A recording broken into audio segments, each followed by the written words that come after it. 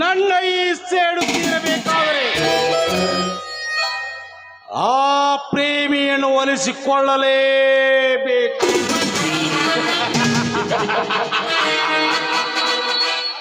ಎಂದು ಆ ಪ್ರೇಮಿಯನ್ನು ಒಲಿಸಿಕೊಂಡು ನನ್ನ ಕೈಯಿಂದ ನಿನ್ನ ಕೈಗೆ ತೆಗೆದುಕೊಂಡಿಯೋ ಅಲ್ಲೇ ಹೊಚ್ಚುರಿಯ ಕತ್ತೈತಿ ಸೇಡು.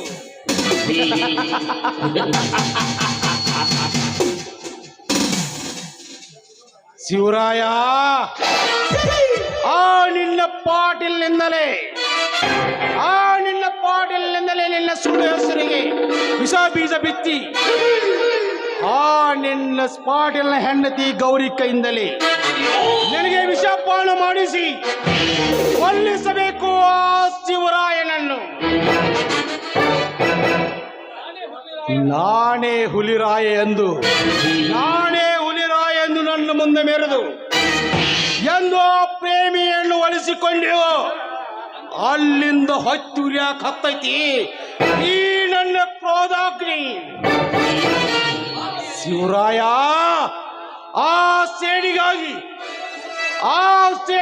ನಿನ್ನನ್ನು ಸುಟ್ಟು ಭಸ್ಮ ಮಾಡದಿದ್ದರೆ ನನ್ನ ಹೆಸರು ಶಶಿಧರನೇ ಅಲ್ಲ.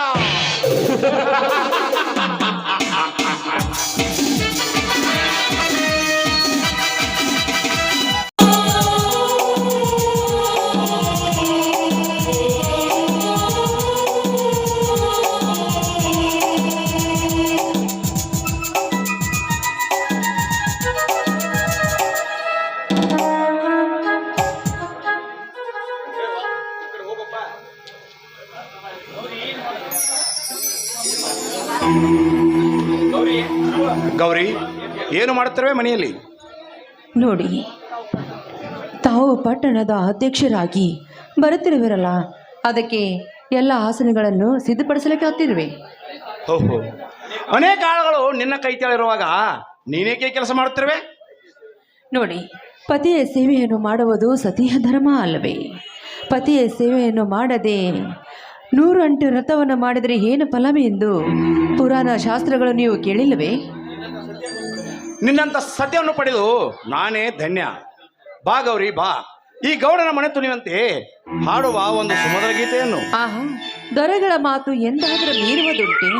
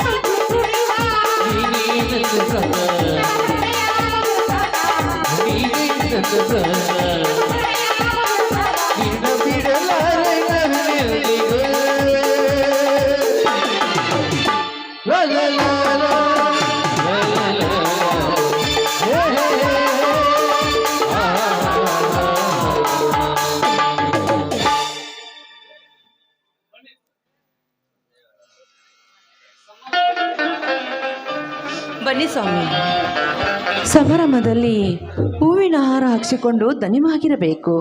ಈ ಹಾಲನ್ನು ಕುಡಿದು ನೀವು ದನಿವನ್ನು ನಿಲ್ಲಿಸಿಕೊಳ್ಳಿ.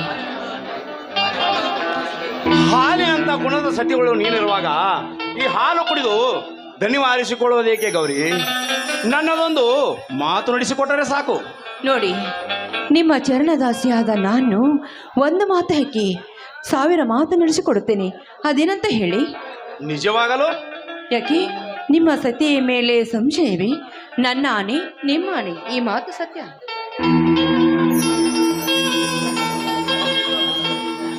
ಹಾಗಾದರೆ ಈಗಲೇ ಆ ಪ್ರೇಮಾಳ ಕೈ ಹಿಡಿದು ನಿನ್ನ ಮಗ ಮನೆಗೆ ಬರುತ್ತಿರುವಾಗ ಆ ಶಿವರಾಯನಿಗೆ ಹಾಲಿನಲ್ಲಿ ವಿಷ ಹಾಕಿ ಕುಡಿಸಬೇಕು. ಏನು ಹೇಳ್ತಾ ಇದ್ದೀರಾ ನೀವು? ಹುಲಿ ಅಂತಿರುವ ನನ್ನ ಮಗ ಶಿವರಾಯನಿಗೆ ನಾನು ವಿಷ ಕುಡಿಸ್ಬೇಕಾ? ಇಲ್ಲ ಸ್ವಾಮಿ, ಇಲ್ಲ, ಅದೆಂದಿಗೂ ಸಾಧ್ಯವಿಲ್ಲ, ಸಾಧ್ಯವಿಲ್ಲ. ಅಂದರೆ ನೀನು ಪತಿ ಮಾತನ್ನು ಮೀರುವೆಯಾ? ಇಲ್ಲ, ಹೊಟ್ಟೆಯಲ್ಲಿ ಹುಟ್ಟಿದ, ಹೆಚ್ಚಾಗಿ ಪ್ರೀತಿಸಿದ, ಬೆಳೆಸಿದ ಶಿವರನಿಗೆ ನಾನು ವಿಷ ಕುಡಿಸಬೇಕಾ? ವಚನ ಕೊಟ್ಟು ಭ್ರಷ್ಟರಾಗುವ ಮೇಲೂ ಸ್ವಾಮಿ.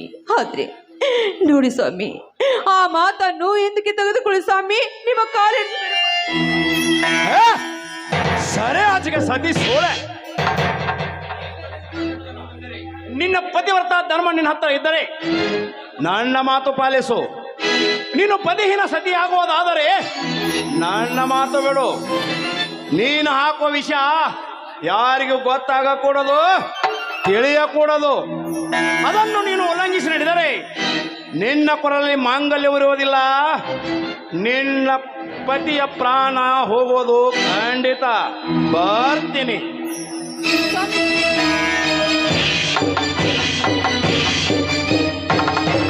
ಅಯ್ಯೋ ಶಿವ ಶಿವ,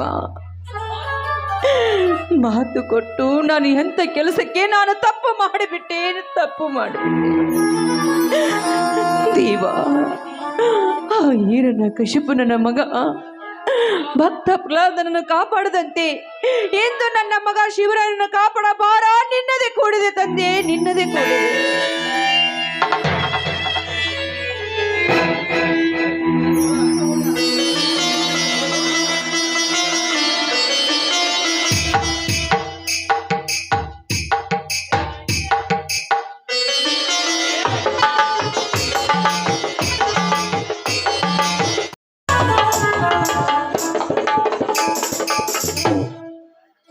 ತಮ್ಮ ಗೌರಮ್ಮ,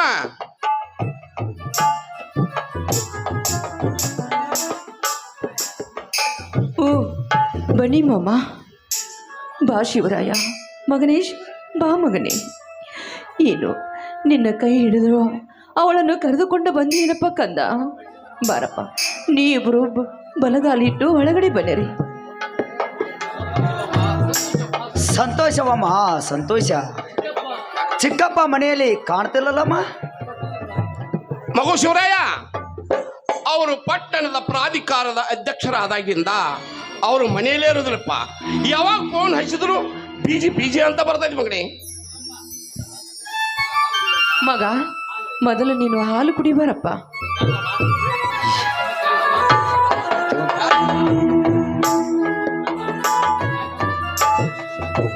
ಯಾಕಮ್ಮ? ಮಗ, ಮಗನಿಗೆ ಹಾಲು ಕುಡಿಸುವ ಮೊದಲು ನಿನ್ನ ಕಣ್ಣಲ್ಲಿ ಕಣ್ಣೀರೇಕಮ್ಮ? ಕಣ್ಣೀರೇಕೆ? ಇಲ್ಲಪ್ಪ, ಅದೆಲ್ಲವೂ ಸಂತೋಷದ ಕಣ್ಣೀರು. ಪತಿಯ ಆಜ್ಞೆಗೆ ತಕ್ಕ ನೀನು ದುಃಖಿತಳಾಗಿ ಹಾಲು ಕುಡಿಸ್ತೀಯಾ ಅಂತಂದ್ರೆ ನನಗೇಕೋ ಸಂಶಯ ಬರ್ತಾ ಇದೆಯಮ್ಮ, ಸಂಶಯ ಬರ್ತಾ ಇದೆ. ಇಲ್ಲ ಬಾವ, ಇದೆಲ್ಲ ನಿಮ್ಮ ತಮ್ಮನ ಆಜ್ಞೆ ಆಗಿದೆ.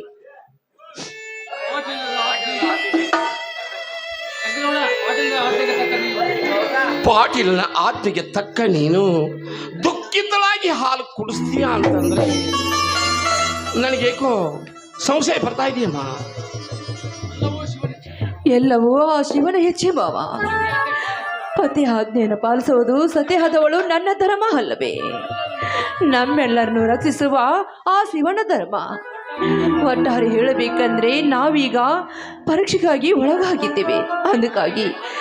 ಅದಕ್ಕಾಗಿ ಈ ಮಗನಿಗೆ ನಾನು ಹಾಲು ಕುಡಿಸುವೆ.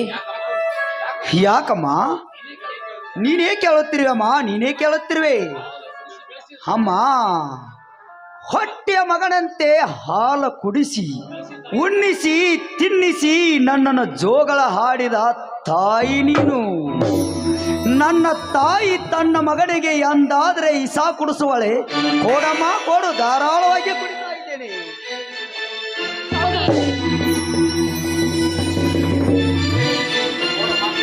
ಸ್ವಾಮಿ ಹಾಲು ಕುಡಿಬಿಡಿ.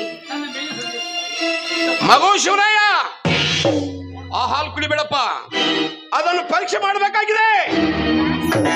ಅಪ್ಪ, ಹೆತ್ತವಳ ಮೇಲೆ ಹೆತ್ತವಳಂತೆ ಕಂಡ ತಾಯಿಯ ಮೇಲೆ ಅನುಮಾನ ಪಡಬಾರದು ತಂದೆ, ಅನುಮಾನ ಪಡಬಾರದು. ಎಲ್ಲವೂ ಆ ಪರಮಾತ್ಮನ ಇಚ್ಛೆದಂತೆ ಆಗಿದೆ. ಇದರಲ್ಲಿ ನಿನ್ನ ಮಗನ ಪವಾಡ ಆಗಬೇಕಾಗಿದೆ. ಆ ಶಿವನ ಸಂಕಲಿಸಿದಾಗ ಯಾರನ್ನು ಮಾಡಲು ಸಾಧ್ಯವಿಲ್ಲಪ್ಪ, ಸಾಧ್ಯವಿಲ್ಲ. ಮಗು ಸ್ವಾಮಿ ಏನಾಯ್ತು ರೀ ನಿಮಗೆ? ಯಾಕೆ ಈ ರೀತಿ ಮಾಡ್ತಾ ಇದ್ದೀರಾ? ಅದೇಕೋ ತಲಿ ಸುತ್ತಿದಂತೆ ಕಾಣುತ್ತದೆ. ಮಗು ಮಾತು ತಳವಳಿಸಿ ಬರಲಿಕ್ಕೆ ಹತ್ತಿದೆ. ಶಿವರಾಯ, ಮಗು ಶಿವರಾಯ, ನನ್ನ ಕೈಯಾರನೇ ಹಾಲಿನಲ್ಲಿ ವಿಷ ಬೆರೆಸಿ ನಿನಗೆ ವಿಷ ಕೊಟ್ಟ ಮಹಾಪಾಪಿಕನೋಯಿ ನಿನ್ನ ತಾಯಿ, ಮಹಾಪಾಪಿಕನೋಯಿ ನಿನ್ನ ತಾಯಿ. ದಯವಿಟ್ಟು ಈ ನಿನ್ನ ತಾಯಿಯನ್ನು ಕ್ಷಮಿಸಿ ಬಿಡಕ್ಕಂತ, ದಯವಿಟ್ಟು ನಿನ್ನ ತಾಯಿನ ಕ್ಷಮಿಸು. ಅಮ್ಮ, ಇಲ್ಲ, ನೀನೇಕೆ ಕ್ಷಮೆ ಕೇಳುತ್ತೀ ಅಮ್ಮ? ನೀನೇಕೆ ಕ್ಷಮೆ ಕೇಳುತ್ತೀ? ನಿನ್ನ ಕೆಲಸ ನಿನ್ನ ಗಂಡನ ಆಜ್ಞೆಯನ್ನು ಪಾಲಿಸುವ ಸಲುವಾಗಿ ನಿನ್ನ ಕರ್ತವ್ಯ ನೀನು ಮಾಡಿದೀಯಮ್ಮ. ನಿನ್ನ ಕರ್ತವ್ಯ ನೀನು. ಇಲ್ಲ ಇಲ್ಲ ಶಿವರಾಯ, ಇಲ್ಲ. ನಿನಗೆ ಹಾಲಿನಲ್ಲಿ ವಿಷ ಕುಡಿಸಲು ಹಚ್ಚಿದ ಆ ಪಾಟಿನ ನನ್ನನ್ನು ಕೊಲ್ಲದೆ ಬಿಡದಾನಪ್ಪ, ಕೊಲ್ಲದೆ ಬಿಡದ. ಅಪ್ಪ, ಶಿವಭಕ್ತನಾದ ಶಿವನ ಬಾಯಿಂದ ಇಂಥ ಮಾತು ಬರಬಾರದಪ್ಪ, ಇಂಥ ಮಾತು ಬರಬಾರದು. ಕೊಲ್ಲೋನಿಕ್ಕಿಂತ ಕಾಯೋಣೆ ದೊಡ್ಡವನಿದ್ದಾನಪ್ಪ, ಕಾಯೋಣೆ ದೊಡ್ಡವನಿದ್ದಾನೆ. ಶಿವ ವಿಶಾಲವಾಗಿದ್ದಾನೆ. ಪಶು ಪಕ್ಷಿ ಇರಿವಿ 84 ಕೋಟಿ ಜೀವರಾಶಿಗಳಿಗೆ ರಕ್ಷಿಸುವನು. ಅವನು ನನ್ನನ್ನೇ ರಕ್ಷಿಸದೇ ಇರುತ್ತಾನೆ. ನನ್ನನ್ನು ಸಹಿಸಿದರೆ ನಾನು ಅವತಾರದ ಪುರುಷನೆಂಬ ನಾಮ ಅಳುಕುತ್ತದೆ ಅಪ್ಪ, ಅಳುಕುತ್ತದೆ.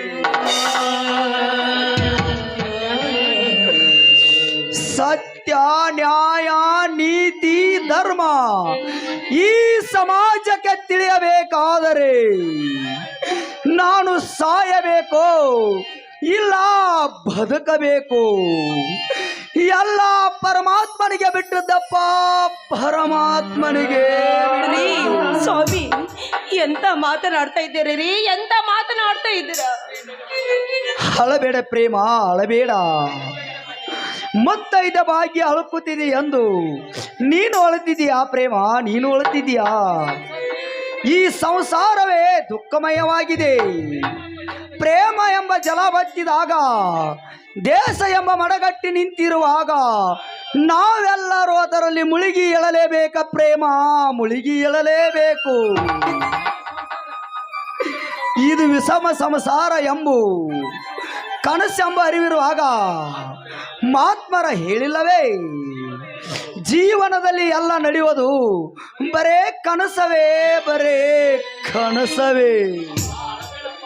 ಅಳಬೇಡಪ್ಪ ಅಳಬೇಡಪ್ಪ ಅಳಬೇಡ ಅಪ್ಪ.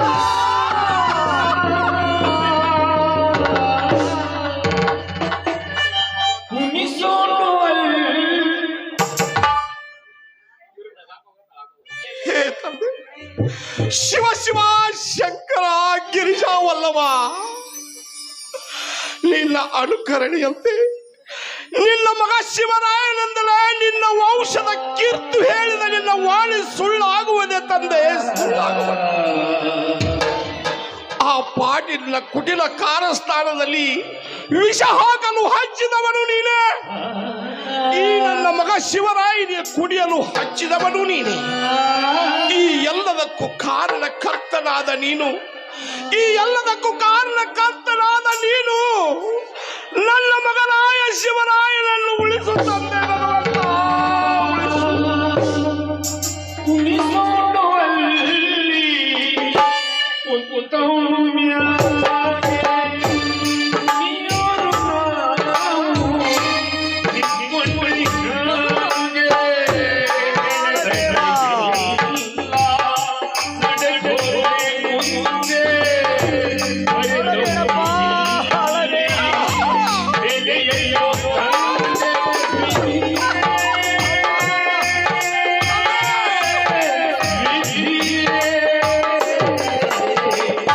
ವಿಧಿಯ